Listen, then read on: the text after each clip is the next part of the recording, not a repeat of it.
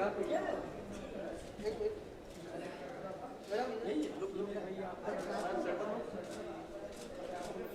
भाई इधर आओ ना सर मैम हम लोग वीडियो पे हैं देन आप राकेश भाई सर हां तो शुरू कर लो राकेश भाई राकेश भाई राकेश भाई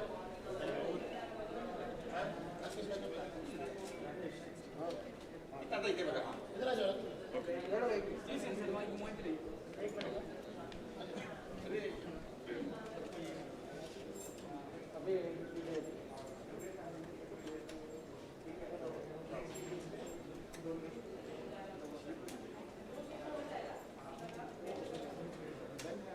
विजुअल्स हो गया या राइट या सोलो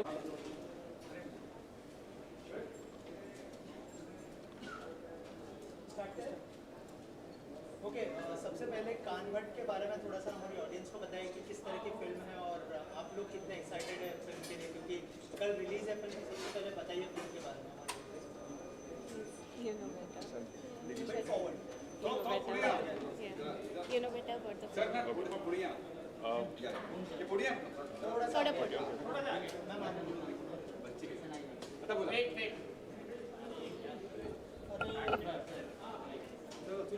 यार सबसे पहले आप सबको थैंक यू, आप सब यहाँ पर आए और हमारे लिए टाइम निकालते हैं, हमारे मूवी के बारे में, हमारी जो जर्नी है उसके बारे में जानना चाहते हैं। कान्वर्ट एक मूवी है जो डेस्टिनी के ऊपर है। इसमें एक बच्चे के पॉइंट ऑफ व्यू से बताया गया है कि किस तरह से वो बच्चा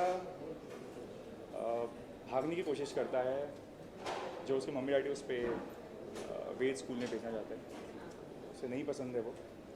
एंड डेस्टिनी ऐसा खेल खेलती है उसके साथ, एक कान्वर्ट जी से वो मिलता है एंड उसके बाद वो कैसे वेद और विज्ञान के बीच में रिलेशनशिप सीखता है, जो उसके मॉम डैड एंड में चाहते थे वही होता है। तो इट्स ऑल अबाउट डेस्टिनी कि आप लाइफ में जो चाहते हो या नहीं चाहते हो, it's just destiny in the end. tell us about your character. What character you are? इस मूवी में मैं I am happy to play the role of कान्वर्ट। तो कान्वर्ट के बारे में ये बताऊंगा, he is someone who is very dedicated, highly intellectual and वो चाहते हैं कि दुनिया को ये बताऊं मैं कि हमारे जो वेद है, पुराण है, उपनिषद है, ये सिर्फ रिलीजियस पॉइंट ऑफ व्यू से नहीं बनाए गए थे, इनमें साइंटिफिक चीज़ें भी है। आजकल जो हम टेक्नोलॉजी को आगे लेके जा रहे हैं वगैरह, ये पहले भी बताया गया है, हमारे वेद पुराण उपनिषद में दर्शाया गया है ये सब। तो उसके बीच में वो रिलेशनशिप बता रहे हैं एंड वही उनकी जर्नी है। तो उन्हें एक बच्चा मिलता है एंड वो उसके थ्रू बताने की कोशिश करते हैं। या मूवीमध्ये माझं कॅरेक्टरचं आहे, मी प्रभातच्या आईचं कॅरेक्टर प्ले करते. तर बेसिकली ह्याच्यात माझी जर्नी आहे की आईचं आणि मुलाचं जे बॉन्डिंग असतं आणि नंतर मुलगा आईपासून जेव्हा लांब जातो तो जो तणाव असतो, त्याच्यानंतर मुलगा हरवतो त्याचं जे फिलिंग असतं, तर बेसिकली ते मी कॅरेक्टरमधून प्ले करण्याचा प्रयत्न केला आहे. आणि ऑब्व्हियसली मूवी वेद आणि सायन्स या एकदम युनिक विषयाबद्दल आहे, ते तुम्हाला मूवी पाहिल्याबद्दल कळेल. आणि आय एम रिअली ग्रेटफुल की मी या अमेझिंग मूवीचा पार्ट आहे. So that is it. किती एक्साइटेड आहात तुम्ही, कारण उद्या पण रिलीज होणार आहे आणि काय नर्वसनेस आहे, एक्साइटमेंट आहे थोडा? ऑब्व्हियसली म्हणजे एक्साइटमेंट तर खूप आहे. ट्रेलर पाहून खूप चांगला प्रतिसाद मिळाला होता आणि होप ते सेम प्रतिसाद मूवीला पण भेटेल. So we are extremely excited. आणि ऑडियन्सला काय मेसेज देतो? ऑडियन्सला तर मेसेज हाच आहे की डिफरंट टॉपिक आहे, डिफरंट एक्सपिरियन्स असणार आहे, तर नक्की या, नक्की पहा आणि नक्की आवडेल तुम्हाला हा विषय. थँक्यू. सर यहाँ पे ये विजुअल लेना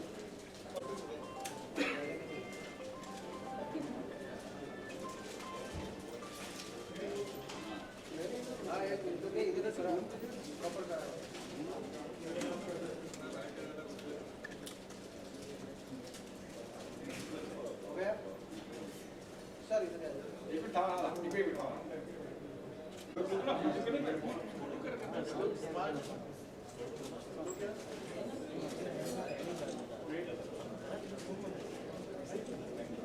देखो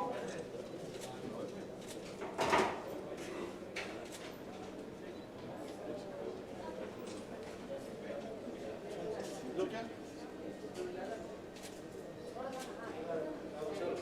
भाई आगे आगे पुढे या आगे जाओ आप लोग आगे पुढे या बस आणि समोर बघा समोर थोड़ा इधर आओ आप बीच में आ जाओ बीच में आ जाओ आप बीच में आ जाओ ओके सबसे पहले अपने अपने किरदार के बारे में थोड़ा सा हमारे ऑडियंस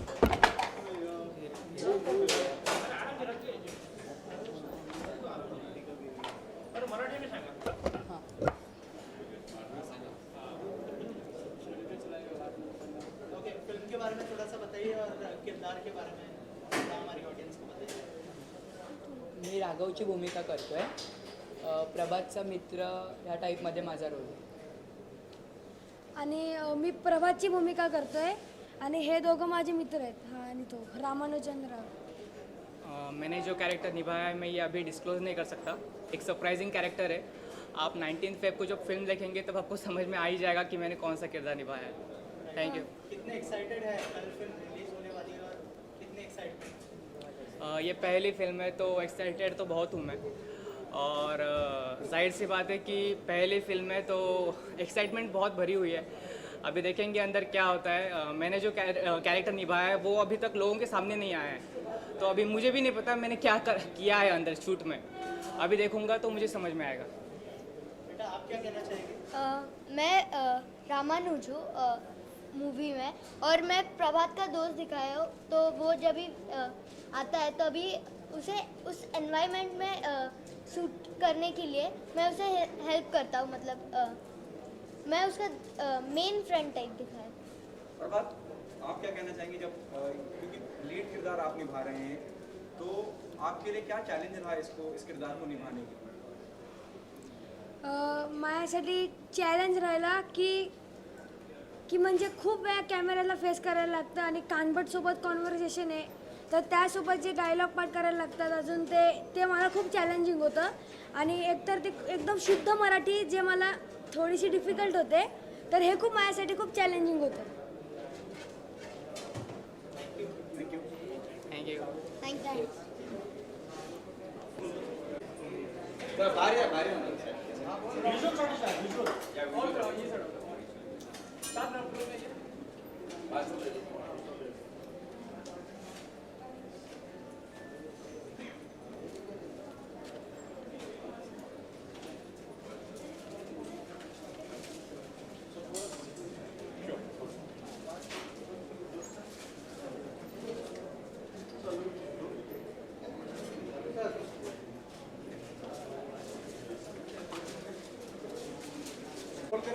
नहीं अभी नहीं. बोलिए सर. एक मिनट है. प्रभात के अलावा एक किरदार जो पोस्टर में नजर आता है आपका किरदार नजर आता है बड़ा नेगेटिव सी फीलिंग देता है.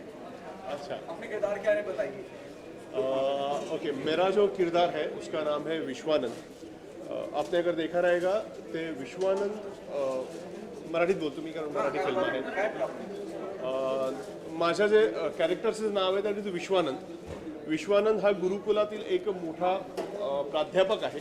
त्याला खूप अनुभव आहे, तो खूप विद्वान आहे.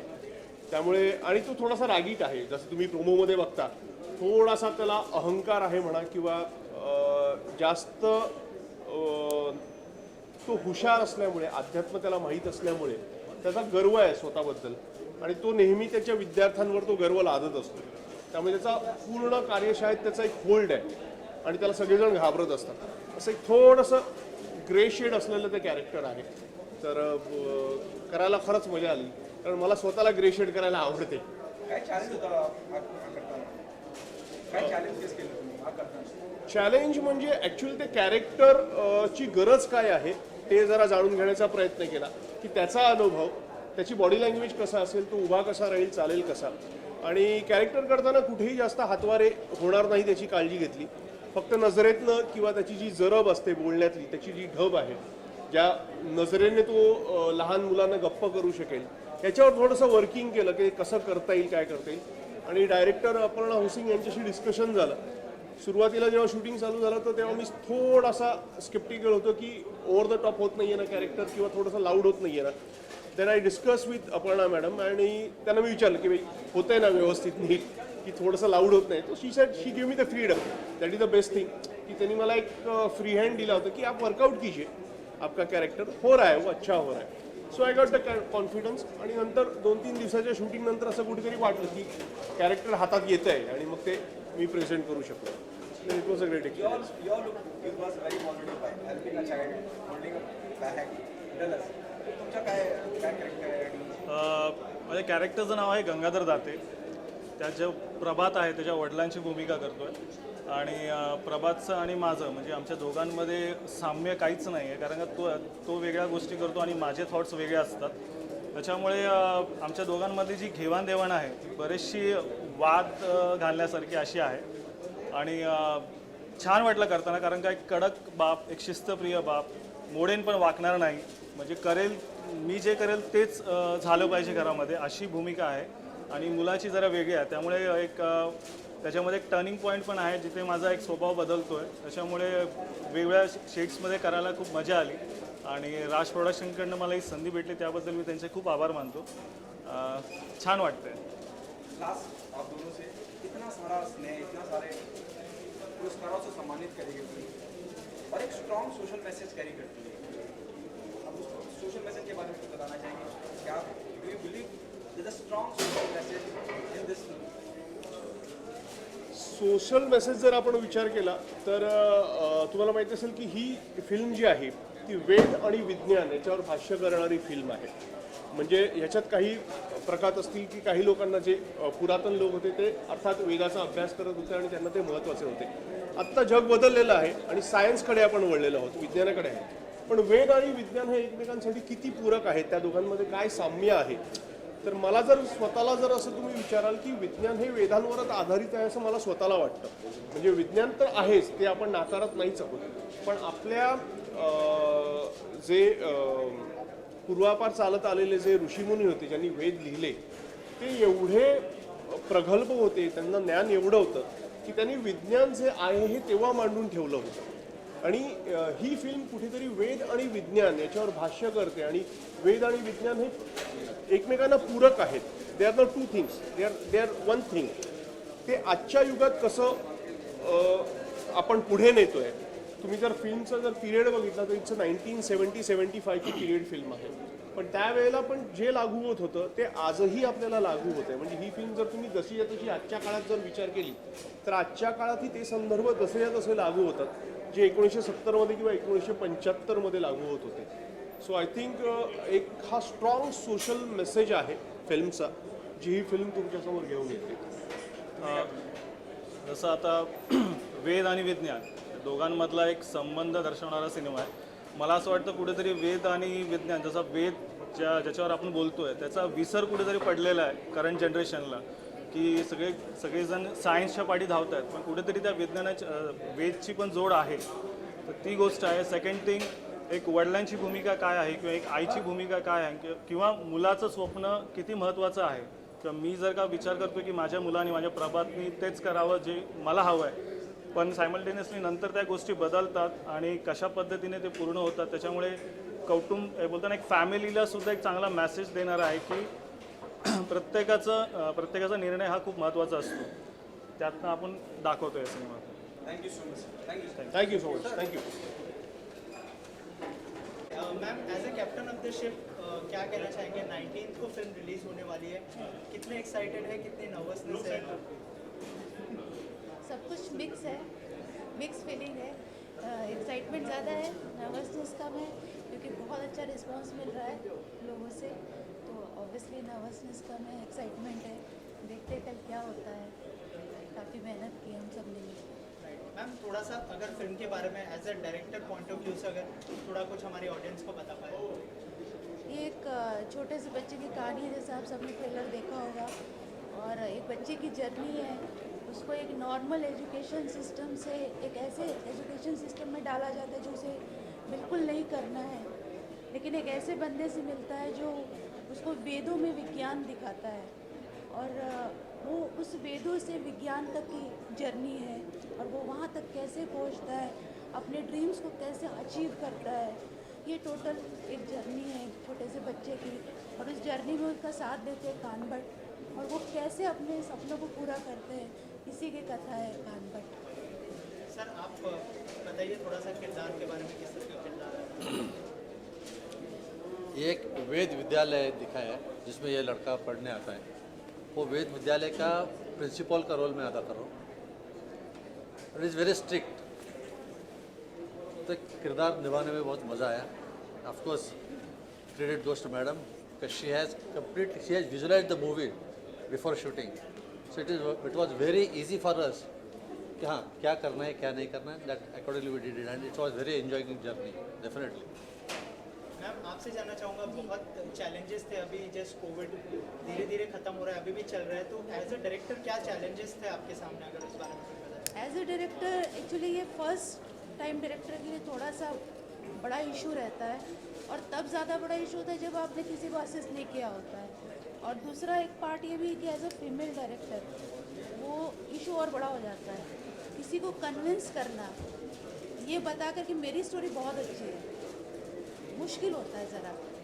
सामने वाला पहला सवाल यही पूछता है कि आपने क्या किया था, तो आपकी स्टोरी कितनी भी अच्छी हो, उनको कन्विंस करने में जो स्ट्रगल होता है, वही स्ट्रगल मुझे भी करना पड़ा, और मेरे ख्याल से सबको ही करना पड़ता होगा, मुझे पता नहीं, तो वही स्ट्रगल था। लेकिन एक बार जब वो स्ट्रगल ख़त्म होता है तो सब कुछ अच्छा है, बढ़िया था, अच्छा एक्सपीरियंस था। और जो एक्टर्स थे उनके साथ काम करने का एक्सपीरियंस कैसा था, और कितने कोऑपरेटिव थे ऑन सेट?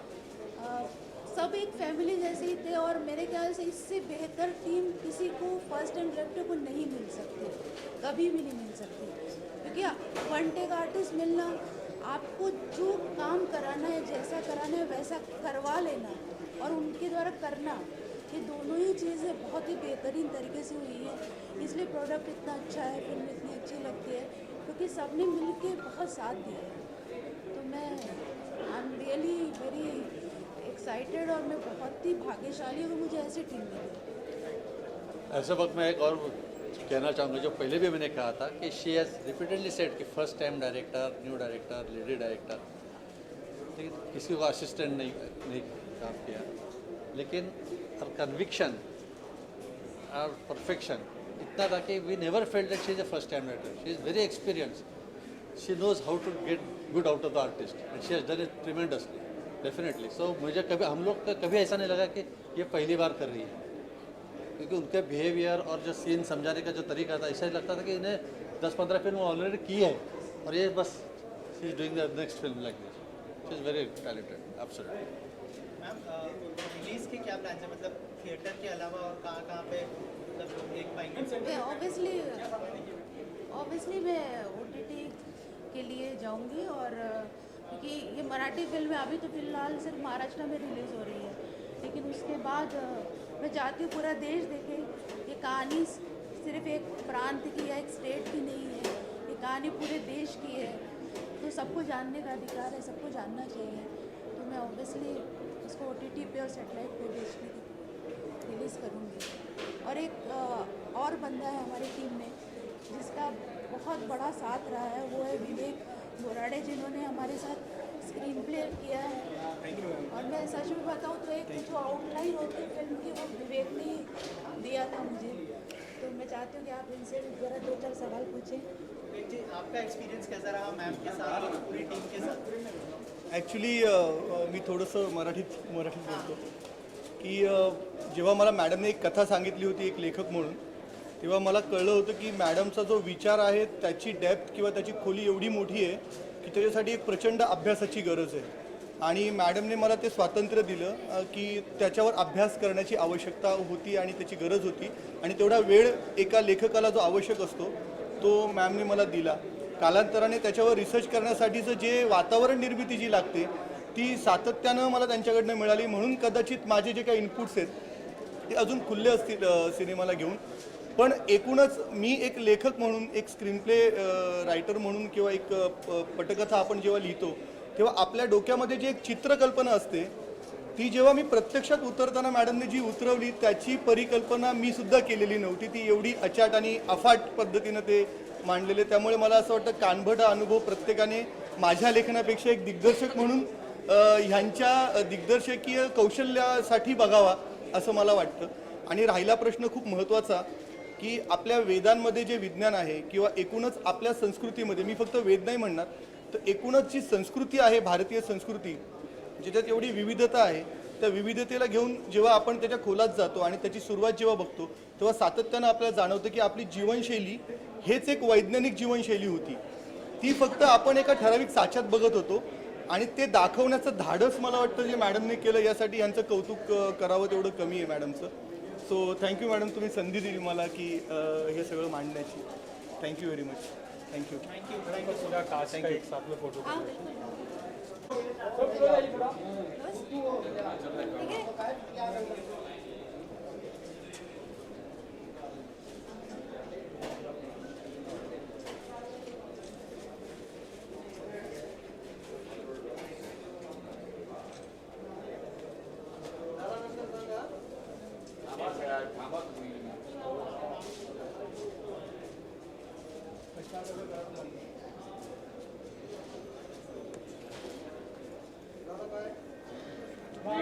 ये